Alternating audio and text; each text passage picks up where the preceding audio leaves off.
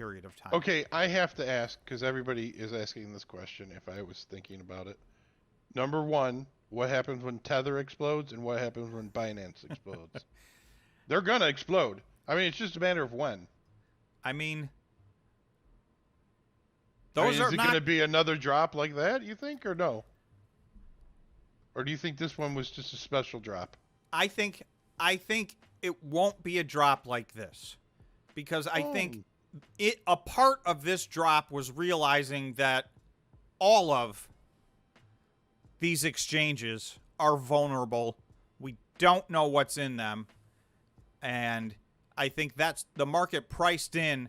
You know, it will still be a very bad event. Let's say if Binance were to go under, that's a huge event.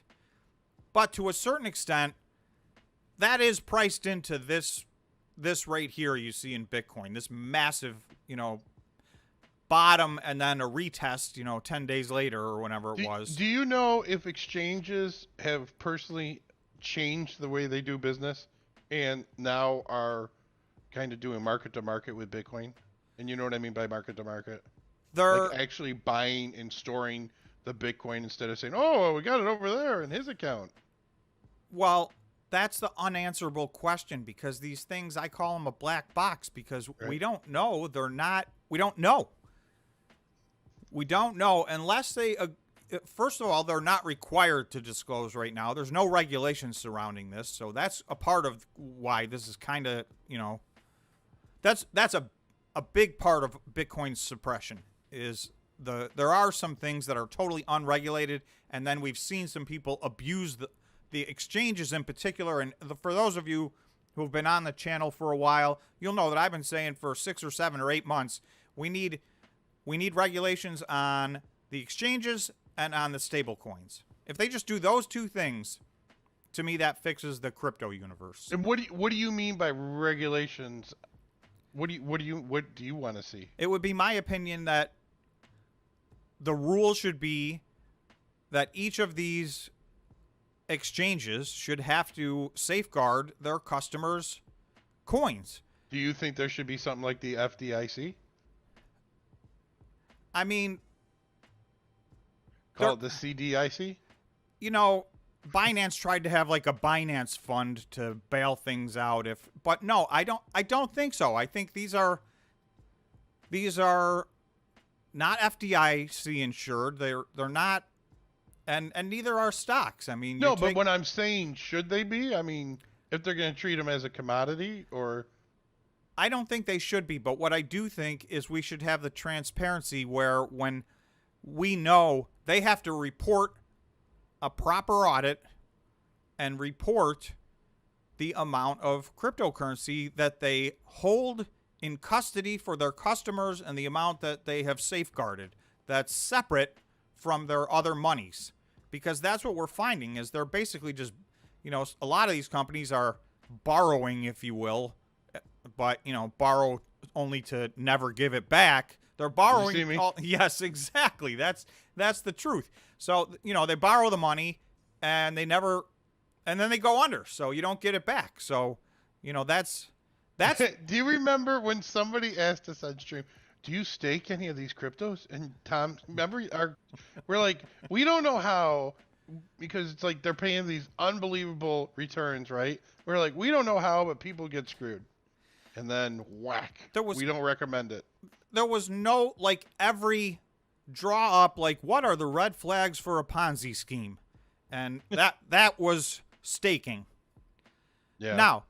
Now Bitcoin's Ethereum has moved to proof of stake, and that's a bigger asset. There's a lot more eyes on that, and it's a little bit of a different process, and you don't make that much money from staking it. The staking that was obvious was all of these smaller exchanges offering outrageous return rates for staking anything and everything.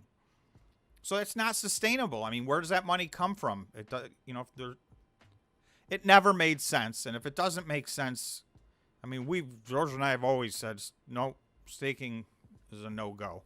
Now, I will say Ethereum is the exception, and there may be a few other exceptions that you guys know about, but there is one other one. if if you're getting XRP, if you're getting 10% return on your money's probably already gone, in my opinion. That's well, you mean not annualized? You're saying daily.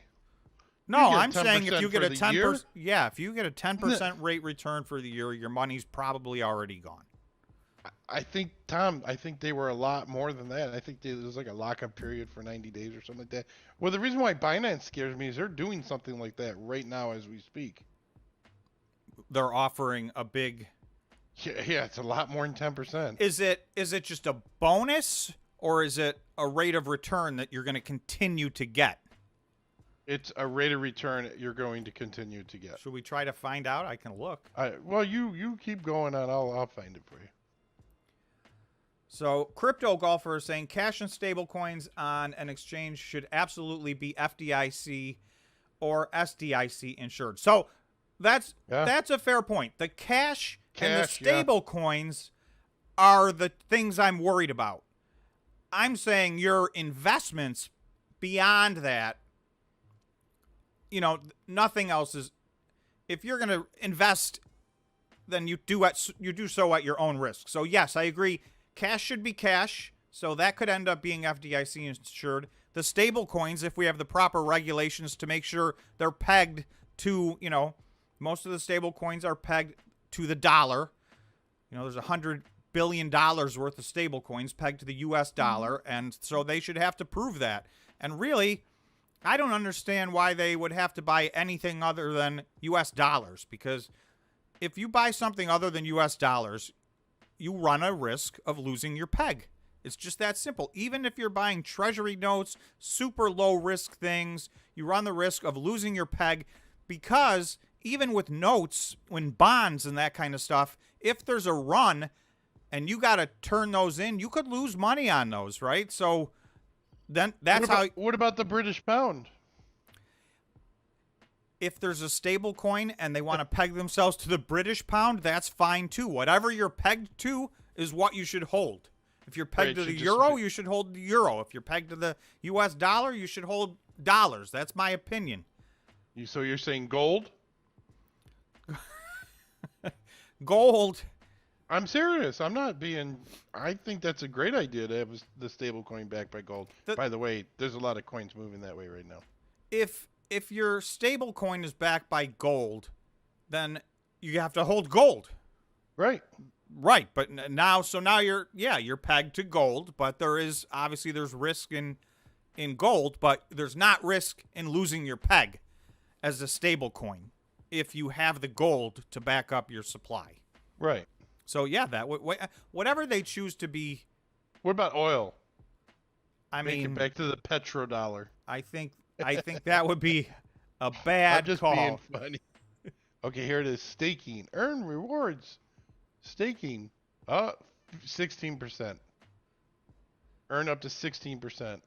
Yeah, that's a bad. Staking your Binance. 2.7 with Binance. Poly 7.3. What are they offering 16% on?